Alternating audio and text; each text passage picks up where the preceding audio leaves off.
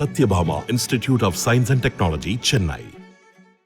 நாடாளுமன்ற தேர்தலுக்கான பணிகள் வேகம் எடுத்து வரும் நிலையில் தமிழக அரசியல் கட்சிகளின் கூட்டணி இறுதி வடிவம் பெற்று 4 முனை போட்டி உருவாகியுள்ளது.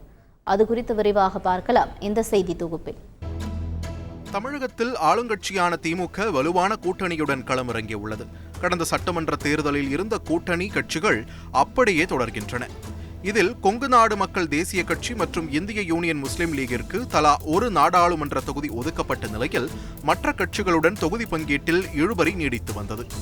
பல கட்ட பேச்சுவார்த்தைகளுக்கு பின்னர் காங்கிரசிற்கு புதுச்சேரி உட்பட 10 தொகுதிகளும், விடுதலை சிறுத்தைகள் கட்சி மற்றும் கம்யூனிஸ்ட் கட்சிகளுக்கு தலா 2 தொகுதிகளும், மதிமுகவிற்கு 1 தொகுதியும், மக்கள் நீதி மய்யம் கட்சியின் தலைவர் கமல்ஹாசனுக்கு 1 மாநிலங்களவை சீட்டும் ஒதுக்கப்பட்டது. மற்றொரு புறம் பாஜகவிடமிருந்து விலகிய அதிமுக, திமுக கூட்டணியில் உள்ள சில கட்சிகள் தங்கள் பக்கம் வரும் என்று நம்பிக்கையோடு காத்திருந்தது. ஆனால் ஏமாற்றம் மட்டுமே மிஞ்சியது. இதன் பின்னர் பாமக, தேமுதிக உள்ளிட்ட பிற கட்சிகளை தங்கள் கூட்டணிக்குள் கொண்டுவர பெரும் முயற்சி எடுத்தது. இதில் பாமக, தேமுதிகவின் எதிர்பார்ப்பு பெரிதாக இருந்ததால் முதலில் சிறிய கட்சிகளுடன் பேச்சுவார்த்தையை தொடங்கியது. SDPI, புதிய தமிழகம் கட்சி, புரட்சி பாரதம் கட்சிகளுடன் மட்டுமே கூட்டணியை இறுதி செய்தது.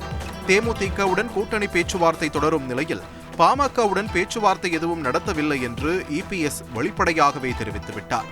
அந்த வகையில் கூட்டணி அமைப்பதில் அதிமுக பின்தங்கிவிட்டதாகவே பார்க்கப்படுகிறது. இதற்கிடையே தமிழகத்தில் உள்ள பிற கட்சிகளை ஒன்றிணைத்து புதிய கூட்டணியை கட்டமைப்பதில் அதிதீவிரம் காட்டி வந்த பாஜக ஓரளவு வெற்றி கண்டுள்ளது என்றே சொல்ல வேண்டும். தமிழ் மாநில காங்கிரஸ், இந்திய ஜனநாயக கட்சி, புதிய நீதி கட்சி, தமிழக மக்கள் முன்னேற்றக் கழகம், இந்திய மக்கள் கல்வி முன்னேற்றக் கழகம் உள்ளிட்ட கட்சிகளுடன் முதலில் கைகோர்த்தது.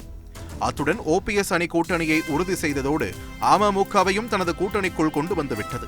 இதற்கிடையே கூட்டணி பேச்சு நடத்தி வந்த தமாக தலைவர் சரத்குமாரை கட்சியோடு தங்களுடன் ஐக்கியப்படுத்திக் கொண்டது. எல்லாவற்றிற்கும் மேலாக வட மாவட்டங்களில் அதிக வாக்கு வங்கியை வைத்திருக்கும் பாமகவையும் வளைத்துவிட்டதென்றே கூறப்படுகிறது. இன்னும் ஒரு சில தினங்களில் அதிகாரப்பூர்வ அறிவிப்பு வெளியாகும் என்று எதிர்பார்க்கப்படுகிறது. அந்த வகையில் திமுக, அதிமுகவுக்கு மாற்றாக 3வது அணியை கட்டமைத்து களமாட தயாராகிவிட்டது பாஜக. வழக்கம் போல இம்முறையும் சீமானின் நாம் தமிழர் கட்சி தனித்து போட்டியிடும் நிலையில் தமிழகத்தில் 4 முனை போட்டி சூடுபிடிக்க தொடங்கியுள்ளது. Sathyabama institute of science and technology, Chennai.